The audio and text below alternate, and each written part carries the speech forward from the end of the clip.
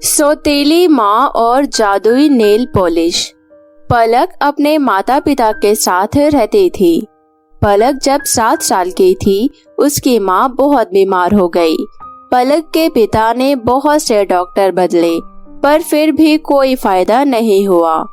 पलक की माँ को अभी एहसास हो गया था कि वो अब ज्यादा दिन नहीं बच पाएगी।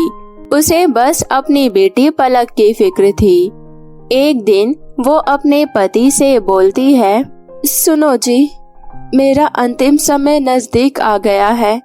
आप पलक का अच्छे से ध्यान रखना, उसे माँ की कमी कभी महसूस नहीं होने देना।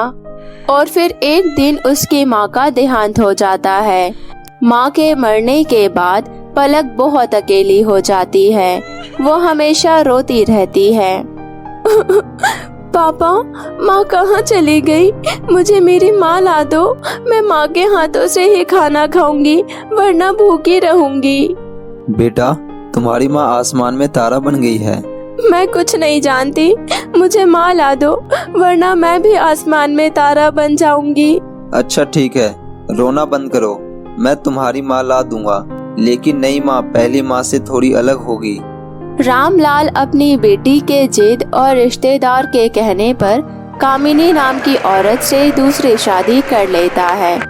कामिनी जब नई नई आती है तब तो वो पलक को बहुत प्यार करती है, लेकिन जब उसके खुद की भी एक बेटी पीहू हो जाती है तब वो पलक पर बिल्कुल ध्यान नहीं देती।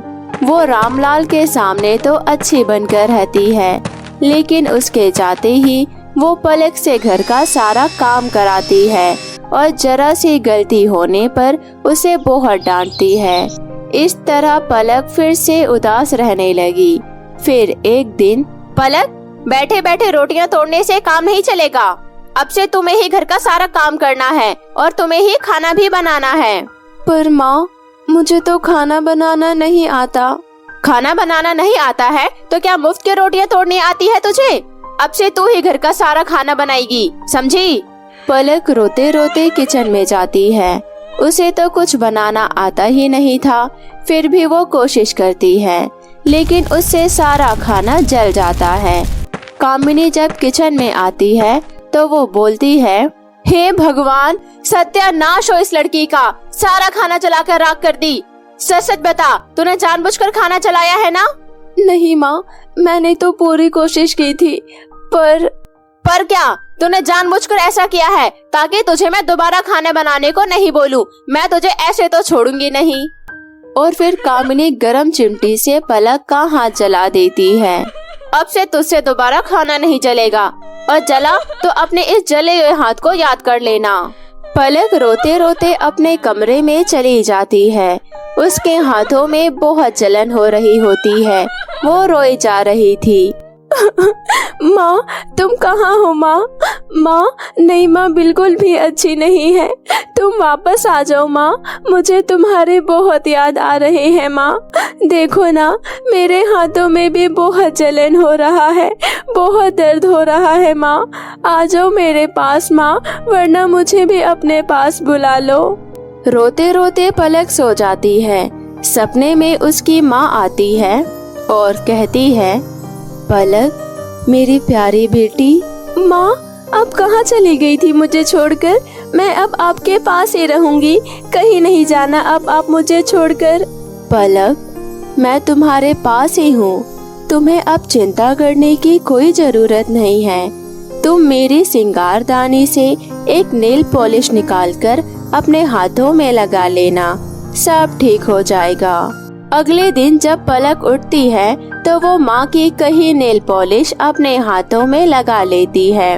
नेल पॉलिश लगाते ही पलक का सारा दर्द गायब हो जाता है और उसका सारा काम भी तुरंत हो जाता है, जैसे उसके हाथों में कोई जादू आ गया हो।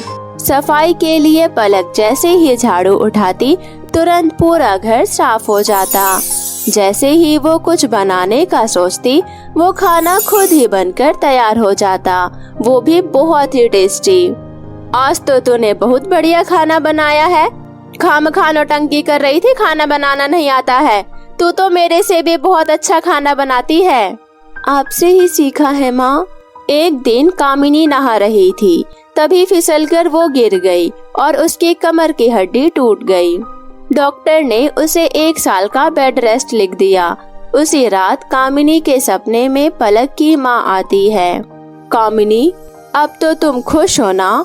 तुम आराम ही तो चाहती थी और तुम्हें अब जिंदगी भर का आराम मिल गया। मुझे माफ कर दो दीदी, मैंने पलक पर बहुत जुर्म किए हैं। उसकी सजा भगवान ने मुझे दे दी। मैं तुम्हें वचन देती हूँ, मैं अब पलक को कभी नहीं सताऊंगी। मैं उसे पीहू की तरह ही प्यार करूंगी। प्लीज माफ कर दो मुझे। कामिनी को फिर अपनी गलती का एहसास होता है और वो पलक को गले से लगा लेती है। पलक, मेरी बेटी, मुझे माफ कर दो। मैंने तुम पर बहुत जुर्म किया है। नहीं माँ, जुर्म कैसा? माँ कभी अपने बच्चों के साथ गलत करती है भला? और आज जो कुछ भी हुआ है सब तो आपकी वजह से ही है। पलक फिर अपनी माँ कामिनी के भी हाथ में जादुई नेल पॉलिश लगा देती है। नेल पॉलिश लगाते ही कामिनी ठीक हो जाती है।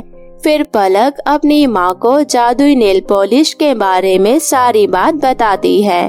फिर सभी खुशी खुशी रहने लगते हैं।